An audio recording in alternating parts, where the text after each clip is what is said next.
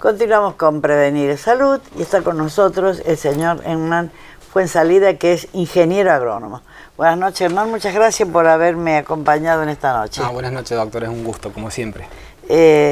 Realmente será un gusto verme a mí, venir al programa, porque de lo que vamos a hablar realmente es doloroso. Así es. Yo quería que, siendo ingeniero agrónomo, podíamos hablar sobre lo que está pasando en el Amazonas, porque me parece que nosotros los argentinos no hemos tomado real dimensión de lo que puede llegar a suceder con el Amazonas.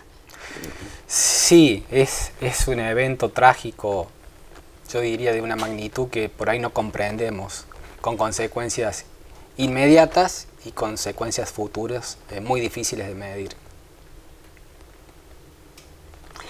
O sea, que el hecho de que no nos interesemos mucho, por eso no va a dejar de continuar su proceso, que es el incendio, que es la disminución de la flora y la fauna, que creo que eso es lo más importante y lo más interesante de esto, y además la cantidad de humo que puede llegar a nosotros y las llamas que pueden llegar a nuestro país. Sí, por eso yo recién al comienzo dije que había una serie de efectos por ahí muy difíciles de cuantificar, que algunos de efecto inmediato y otros de efecto a largo plazo. Lo que usted manifiesta, la liberación de ese humo, que es la liberación abrupta de esas grandes cantidades de carbono que estaban retenidas en ese material verde, era una forma de mitigar el efecto invernadero. Recordemos que los gases, principalmente el dióxido de carbono, cuando se acumulan en excesivas cantidades en niveles elevados de la atmósfera, actúan precisamente como el plástico de un invernadero, de ahí viene el nombre, produciendo una elevación de la temperatura en el espacio que queda entre ese plástico virtual y la superficie de la Tierra. Eso activa o altera la dinámica del mundo, de los organismos vivos y de elementos inertes, como puede ser la misma circulación del viento y de las aguas. O sea, por eso decía que por ahí hay fenómenos que serán imperceptibles, pero de efecto a largo plazo. Esa liberación abrupta de ese carbono que estaba retenido, evidentemente va a causar impacto a mediano y largo plazo sobre lo que es el calentamiento global. Quizás imperceptibles para algunos seres como nosotros, pero absolutamente letales para otros seres vivos que tienen tolerancias mucho menores a los cambios de hábitat y de su digamos, parámetros de vida. Y por el otro lado tenemos también la pérdida de biodiversidad que está ocurriendo, ya sea cuando hablamos de biodiversidad, hablamos de todo tipo de ser vivo, animales, de vegetales, de microorganismos, y lo que significa perder eso debería ser considerado un patrimonio de la humanidad, esa reserva que tenemos en el Amazonas, que si bien en parte pertenece políticamente a un país y en parte pertenece políticamente a otros países, yo creo que como beneficio de la humanidad debería ser declarado patrimonio de la humanidad. Ahora, también a mí lo que más me preocupa, y creo que también de esto no se ha tomado la dimensión que realmente tiene, por eso ya voy a comentar alguna otra cosa, es la cantidad de gente que vive ahí, que son propios de esa tierra, que se alimentan con lo que esa tierra les da, toman el agua de los ríos que esa tierra les va dando y van comiendo de todo lo que de los animales y de los vegetales que ellos tienen allí. O sea, que aparte de que van a ser quemados, aparte de que van a tener enfermedades, porque van a aspirar elementos tóxicos, van a tener situaciones que no van a poder seguir viviendo porque no saben vivir de otra manera más que la que está ahí en el Amazonas. Claro, esas comunidades que son autosuficientes y que han vivido históricamente de la caza, de la pesca y de esos cultivos en forma precaria. Porque también es cierto que las personas que habitan en el Amazonas también en algunos lugares causan una deforestación, pero es una deforestación mínima para sus pequeñas chacras y sus pequeñas quintas. Pero esas personas, como bien usted dice, que no están capacitadas para realizar otra labor, están siendo desplazadas, están siendo acorraladas cada vez más. Esos fenómenos también ocurren en muchos lugares acá del propio país, ¿no? No solamente en Brasil y en el Amazonas. Los estamos dejando sin sus herramientas para defenderse en la vida. Claro, porque Chaco, Formosa, y te referís a eso, ¿no es cierto? Sí, precisamente, sí. Que también tenemos nativos de de la tierra, han sido toda la vida dueños de esa tierra, y de alguna manera se las estamos negando. Ellos viven y conviven en ese lugar y no en otro lugar. No pueden vivir en otro lugar porque ancestralmente ellos han aprendido a vivir de esa tierra. Sí, y es muy compleja el debate, doctora, porque esas personas han estado habitando históricamente en esos lugares, pero el tema legal es complicado. Los títulos de posesión de las tierras muchas veces no existen, y a la hora de poder defender ellos su territorio no tienen elementos legales para demostrar que esas tierras han sido propias. Y muchas veces vienen personas con mayores influencias, mayores capacidades económicas, compran grandes superficies y no se fijan que ahí adentro hay una historia, porque cada familia, cada persona es una historia que se vino desarrollando en ese sitio geográfico. Y lamentablemente terminan pagando las consecuencias y no tienen las herramientas ni los conocimientos para poder defenderse de esas injusticias que se están planteando. Ahora, ¿cuál es la dimensión de la pérdida, por ejemplo, no del ecosistema, sino de los animales que hay allí y que algunos estaban en extinción?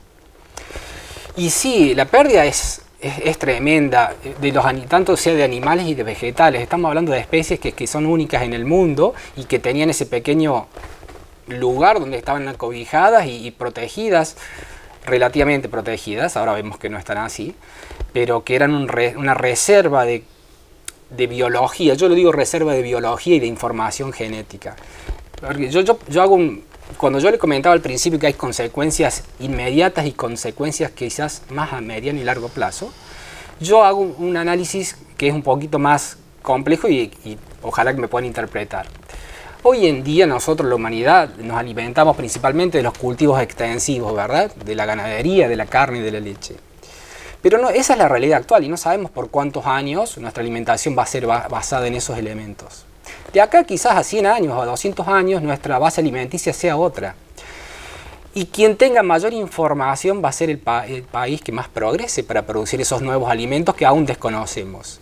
Y en cada árbol, en cada especie animal que se está muriendo, está esa información genética, que son como pequeñas bibliotecas a las cuales uno en el futuro podría recurrir y hacer algún aprovechamiento productivo. Es una gran reserva de información genética la que se está perdiendo, más allá de los daños actuales, bueno, con la muerte de todos estos individuos que está ocurriendo lamentablemente. Y los nativos del Amazonas, ellos utilizan medicamentos que son de la propia tierra. Sí. No van al médico para su curación. Debería ya haber una cultura en donde se los atendiera de otra manera, pero ellos utilizan la medicina que les provee la tierra. Claro, ellos ancestralmente han ido desarrollando sus propias medicinas, usando raíces, usando hojas, distintas sustancias que al principio las usaban así como impuras o sin procesar, y luego empezaron a ver que mediante la cocción lograban mejores resultados en esos medicamentos naturales que ellos iban modificando, y los fueron como mejorando año tras año. Si bien a lo mejor no tienen la base científica que tienen los medicamentos actuales de uso industrial que tenemos nosotros hoy en día, pero evidentemente que a ellos les ha sido beneficioso y lo siguen utilizando hasta el día de hoy. Y culturalmente a ellos imponerle la medicina moderna, por decirlo de alguna manera, es muy difícil, incluso por la gran diferencia entre el trato social que existe. Por ahí hay comunidades que no son abiertas al diálogo y claro, por ahí recibir a un médico que viene con otras culturas, ellos le produce cierto rechazo. Entonces la interacción con esos pueblos originarios es muy compleja en todo sentido. incluso para la comida misma. Sí, por supuesto.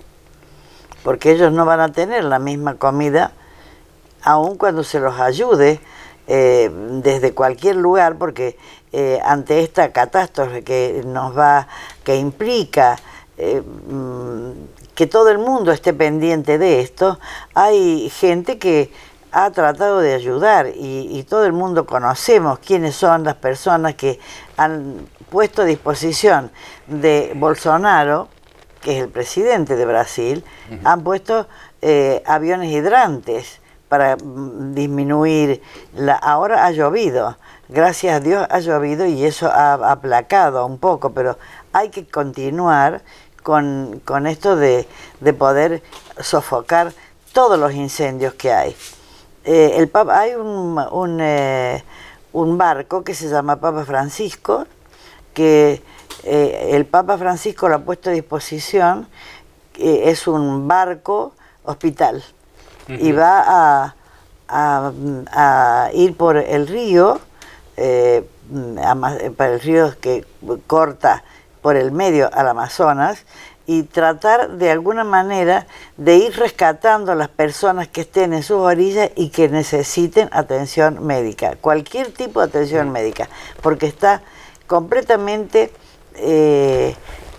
tiene la cantidad suficiente de elementos para poder atender cualquier problema que tuviera la gente que está en las orillas, ¿no es cierto? Porque no se van a bajar a buscarlos, pero sí van a intentar que vengan a hacerse tratar. Claro, bueno, obviamente que eso no va a poder asistir al 100% de las personas que están con necesidad, ¿verdad? Pero es algo importante. Y ahí está lo que comentaba yo recién, el tema de la diferencia entre las culturas. Que es difícil que los acepten. Exactamente, ¿no es cierto? sí, porque hay personas, recordemos que hay personas que viven muy en el corazón del Amazonas, que no tienen el contacto diario con personas de otras culturas y otros pueblos. Y ganarse la confianza de esas personas, empezar a interactuar, sobre todo en la profesión del médico, que tiene que muchas veces tocar a la persona, examinarla, para una persona completamente desconocida y de una cultura completamente desconocida, es un hecho muy delicado de poder realizar sin transgredir las culturas originarias y las costumbres de estas personas. Claro, porque son completamente diferentes a las nuestras. O sea, cómo llegar, ellos estarán preparados indudablemente, pero cómo llegar a poder interactuar con esa gente que tienen un idioma diferente, que tienen costumbres diferentes e incluso se visten de forma diferente. Sí, pero y si uno eso lo nota, en la misma provincia de Córdoba tenemos ciudades con idiosincrasias completamente diferentes. Sí. Y todos hablamos el castellano y somos todos cordobeses con la misma tonada, pero aún así encontramos pequeñas diferencias culturales. A ese nivel debe ser muchísimo más complicado interactuar y llegar a lograr los objetivos, por más que no se alcance al 100% de las personas afectadas. Claro, si nosotros vamos al Chaco, incluso a Santiago, a Formosa, vamos a ir a lugares en donde hay pueblos originarios y donde se van a esconder y no nos van a atender. Exactamente, sí, eso ocurre. Llevemos lo que llevemos. Eso ocurre permanentemente. De hecho, acá mismo en la ciudad de Río Tercero hay personas que colaboran todos los años con esas misiones que van al monte chaqueño. Y esas personas siempre nos comentan que en las primeras, sido difícil. Sí, en las primeras intervenciones es ganarse la confianza, establecer un vínculo. Y es como que estas personas de estos lugares están muy a la defensiva y obviamente protegen su familia, sus cosas, porque es natural que así sea. Yo creo que a nosotros nos pasaría lo mismo si vienen personas extrañas, hasta que advertimos cuáles son las intenciones de esa persona que vienen a ayudar, y eso no es un proceso que se logra de un día para el otro, lleva mucho tiempo de lograr. Muy bien, yo creo que hemos dejado, ya vamos a pasar, le vamos a pedir al señor director que pase las imágenes del barco, que es del Papa, así se llama, Papa Francisco el barco, que es un barco hospital para poder paliar algunas enfermedades que tengan y que sean graves, ¿no es cierto? Que no las puedan llegar a solucionar la gente de allí del lugar. Sí, y ahora si me permite, doctora, yo también Sí. le quería hacer un pequeño agregado, porque muchas veces, bueno, es obvio que el sentido o el fundamento de estas quemas es la deforestación para aumentar superficies de producción.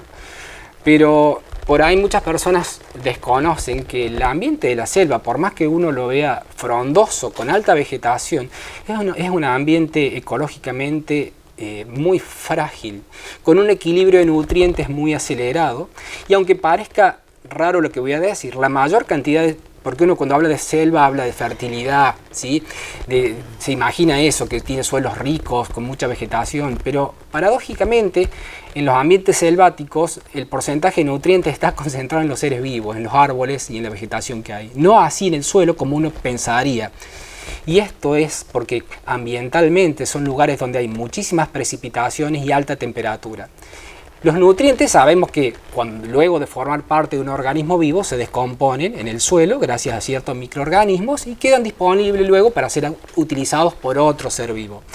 Pero en esos ambientes tan húmedos y cálidos la degradación es tan acelerada que si esos nutrientes no son captados rápidamente por otro ser vivo, son llevados a profundidad, lo que técnicamente se llama lixiviados en agronomía, y dejan de ser accesibles para los organismos.